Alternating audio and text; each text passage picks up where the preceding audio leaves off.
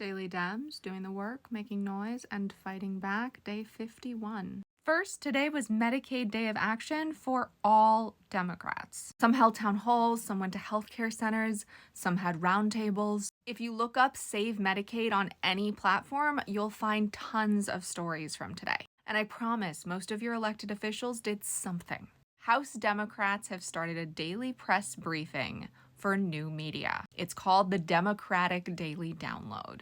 And today, we heard about Medicaid from Minority Whip Catherine Clark. Doge personnel took over the U.S. Institution of Peace, which isn't even a government entity. And being in Virginia, Rep. Don Beyer was able to get there almost immediately. He showed up with his wife and found out what happened firsthand. Mike Levin did his 121st town hall since taking office in 2018. Constituents in the audience asked questions, but there were also 3 constituents on stage giving testimony.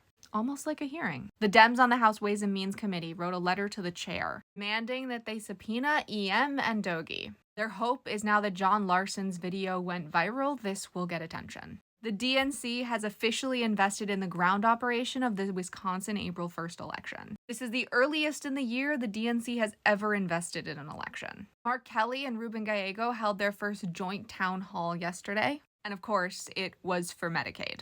Are you seeing the unity? The Oregon Congressional Delegation held a town hall yesterday for federal workers. This was also similar to a hearing in that it consisted of questions and testimonies. If you made it this far, comment with a hug emoji. Our voices are our superpower, but only when we use them.